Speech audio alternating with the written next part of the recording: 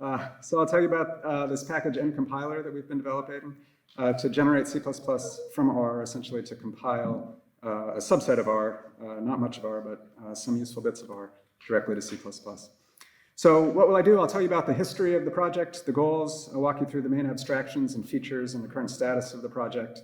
And it's not on CRAN yet. It's still in development. It's at a stage where we really welcome ideas and contributions. So this nCompler is one of those packages that started as an internal tool of another package called Nimble. And for context, let me tell you how we got started with code generating C++. Nimble is a package that's a general hierarchical statistical modeling package. It's an acronym that stands for numerical inference for statistical models using Bayesian and likelihood estimation that we've been working on for some years. You get bonus points if you know what a jackalope is from the Western US lore. It's not a real thing. So Nimble combines a statistical modeling language, essentially very similar to WinBugs and JAGS, packages for Markov chain Monte Carlo. But we also provide an algorithm language as a domain-specific language embedded in R so that you can write either MCMC samplers or particle filter or any other algorithm that operates in a model generic way. And for efficiency, these are algorithms that people run for minutes, hours, days at times. And so efficiency is important. So we have a system we call the Nimble compiler that generates C++ for each model and algorithm in the Nimble system. And there is a paper in Journal of Computational and Graphical Statistics if you're interested in learning more about that. Or you can go to our website. There's a whole user manual and so on. So from the experience with Nimble, we thought the Nimble compiler works pretty well.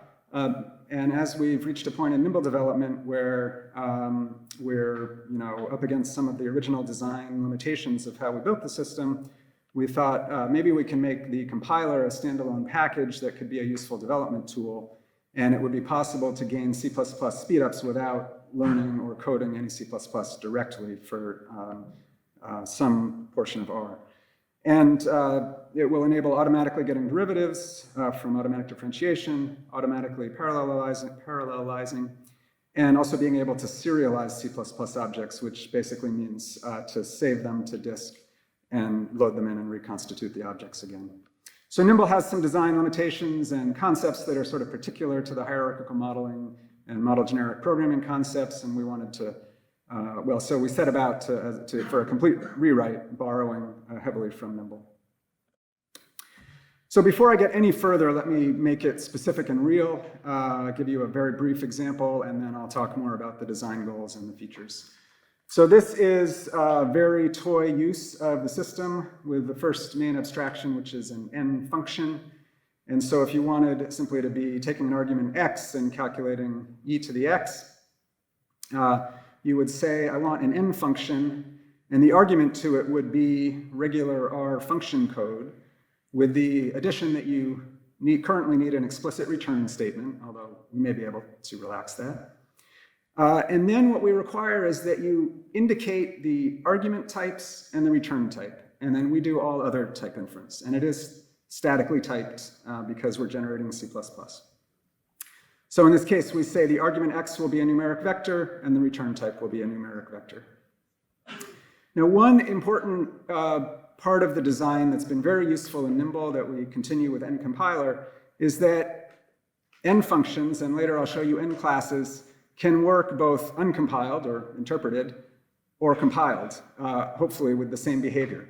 So you can use this without compiling it, and you'll simply be using this function. And then if you have a set of interacting functions, you can debug the logic. And then when you're ready, you can say nCompile this, and we'll do all the transformations to generate the C++ loaded, and you can call the compiled version. So with that little bit of a concrete example in mind, let me talk about what worked well in Nimble that we'll keep in nCompiler, and then what we're doing differently. So it worked well to do code generation. Basically, we have much of R's math and distribution functions, including vectorized operations, recycling rule behavior, basic flow control, basic for loops, if then else, that kind of thing. For our, MCMC type package, it was the numerical work that was important.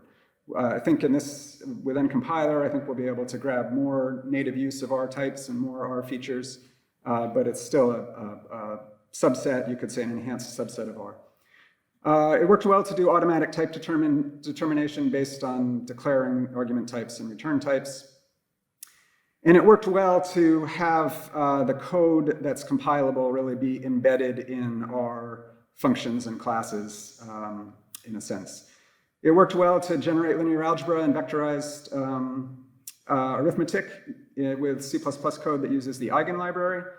And it worked well to get algorithmic, people like to say automatic or algorithmic, different people use different A words for the A of AD. It worked well to get that derivatives automatically via the CPPAD package. That's in the development version of Nimble, not yet released, but also being built into nCompler. And it worked well to make it possible to call back to R from compiled code or to call externally compiled code and to provide basic flow control. So what we wanted to add or change or do better with was, first of all, to clarify the key abstractions in function, which I just showed you, and then nClass, which I'll show you in a minute, which is a kind of class that allows you to combine compiled components and uncompiled components. We wanted to change the basic numeric tool or representation in the C++ code to use eigen more deeply and to use eigentensors so we could do math and arithmetic with arbitrary dimensional arrays. And this part of eigen is not in the core of eigen. If you look in the eigen library, it's in the quote-unquote unsupported directory, but it's well developed because it's used inside of Google TensorFlow. We also wanted to provide ground-up support for parallelization by generating C++ for the threading building blocks library from Intel, serialization by generating code for the punnily named serial library, to make it easier to use the code we generate in package development, and easier to mix and match directly written C++ when you know something you need to accomplish that is not part of what we generate, along with our generated code. We wanted to do better in both using, harnessing, taking advantage of, but also integrating with and being compatible with commonly used development tools in the R, C++ domain, and in particular the RCPP family of tools. And we wanted the system to be extensible. So the current status is there's a working skeleton of all the major components. Everything I just described works at some level, and so we're confident that the pieces fit together and move together. It's on GitHub, it's not on Crayon. Okay, so I already showed you the n function. Oops. So this is just to get us back on this page that we've compiled a function ants gets e to the x. And now I'm going to give you a glimpse at the generated C++. And walk you through this just a touch. This is the only bit I'll show. So first of all, you can see we're harnessing RCPP as best we can, and that's been incredibly useful. Both at the level of saying, we want this function exported, and then RCPP manages how we'll interface to that from R. But in addition, the as and wrap templates in RCPP are made to be extended, and we have extended them for the types that we need. These are the tools that convert from R objects to C++ and back. And here you can see we're doing that for eigentensors. You can see that we have adopted eigentensors. This is a vector, a one-dimensional tensor, as the internal representation. And then here's the actual operation of taking e to the x. And what's important for me to say is that although this is an extremely toy example, this does not come from splitting the text and pasting it back together in some way. This comes from more of a full-blown compilation process, making an abstract syntax tree, making a clear set of traversals, recursing up and down the tree, annotating types, transforming the tree at various clearly defined stages, and ultimately producing this code, which is how eigen takes e to the x. So the next major abstraction is the nClass, and this is built on R6 classes. It uses metaprogramming or R code construction to create and evaluate an R6 class definition based on what's provided here. And in R6, you can provide public fields and methods, and we split that into R public and C public, and we can do the same for private, but we haven't done that yet. So I'm ignoring R public. Those would be fields and methods that will live only in R. But in C public, you could have a field, V, with a declared type, a numeric vector, so that'll live in C++. And you could have an N function that is a method, in this case, multiplying a scalar, a declared scalar, times a vector, and returning it, again, a toy operation. And then you can use this class, again, uncompiled or interpreted as a regular R6 class, or you can say, I'm ready to compile it, and then do the usual things, get a new object of it. And in the R6 class that we've generated, there's an active binding for V, so when you assign to V, we'll be assigning it out to the C++ eigentensor object. And then there's a method that calls out to the C++ class's method for multiplying the scalar times the vector and returning the answer. So you get this automatic interface to a class living in C++. So next I'm going to briefly show you how we use several C++ libraries to provide some nice features. I'm not going to have time to walk through what the C++ looks like, but what's generated is substantial for each of these features. So for automatic differentiation, we use the CPPAD library. This is used in other packages. The ones I know are Template Model Builder and RCPP eigenAD. And essentially, here is an example of an N class with a method called go that's going to calculate A times E to the V. And the type declaration has to give now a static length, a known length, to make the derivatives work. And then we have to say enable the derivatives. And then the code generated will include a whole bunch of CPPAD machinery so that when you compile it and make an object of it, you can call it via the nderivs function, ask for the gradient result, which is actually the Jacobian here, and get the Jacobian. For parallelization, we take a similar approach where we generate the infrastructure, this time for threading building blocks. This again, let's see, I meant to say earlier that many of these C++ libraries are familiar to the R, C++ development community. In this case, this is familiar for people who use RCPP parallel, but you do go and code some direct C++ to accomplish it. But it's both by agreement and design that we're using similar libraries with the hope that the familiarity in the R, C++ development community makes our package both easier to adopt and extend and customize and work with. So in this case, we'll have, for example, parallel for is one of the main idioms in threading building blocks, and the syntax may be changed, but this is basically for I in 1 to 10, yi gets 2 times xi. Okay, this is very much a toy example. We know we could do this in a line that could even be compiled. But the only additional information is what variables need to be copied across each thread and what variables need to be shared, can be shared across threads. And again, this is artificial because these could both be shared across threads, but I wanted to put something in the role of being copied across threads. And we generate all the infrastructure, and this then has been run in parallel. Okay, touching on a couple of other things. We'll support argument passing by copy, what is familiar to R, by reference, which is not R-like, but very important for efficiency, and people often go to C++ for efficiency, and by block reference, which means you can modify the contents, but not the sizes of objects. Oops, that didn't work. Let's see. We make it possible to embed your own C++ directly with the C++ that we emit. So in this case, you could use RCPP's facilities for creating lists. And we make it possible to generate code, both the R side and the C++ side of code, into the package structure. For serialization, we use the serial library.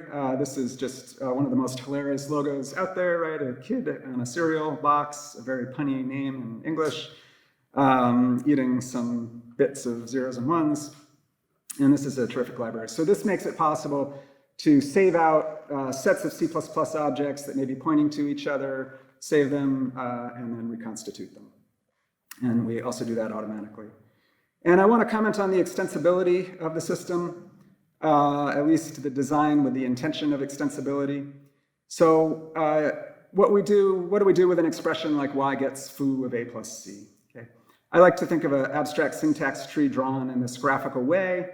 And compilation is really the process of a clearly defined set of recursions or traversals up and down and up the tree, transforming it as needed and collecting type information as needed and compiling or pulling together a symbol table.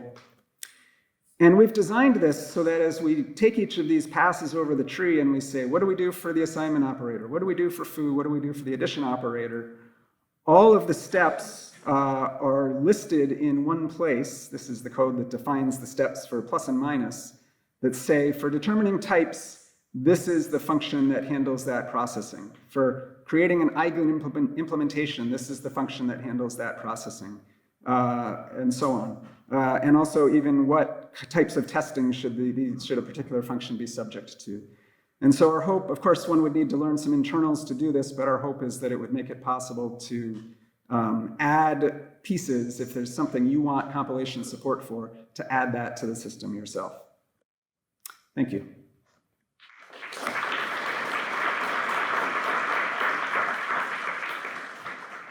Well, it's 3-0 now, so time left for questions. That was very impressive, by the way. I'm sure there are questions.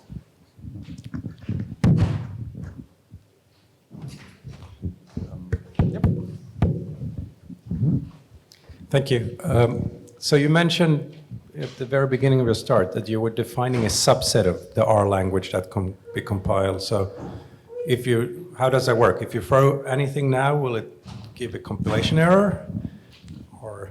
Yes, that's right. If you tried to use some part of R that is not supported for compilation, in Nimble, not yet in Nimble in nCompiler, but it will be there, we can just do a static look at the code and just tell you if something can be compiled. That may get more complicated as we support more things for compilation, but that's right, it would just, the goal is to not have a horrible C++ compiler error, but rather to be told in a nice way that there's something that we don't support. So follow up on that. Do you anticipate that you will identify a well-defined subset of R that you're saying, this is the thing that works well for compilation? And yes, absolutely. So you can, in Nimble, you can go look at our quite extensive user manual and see what's there.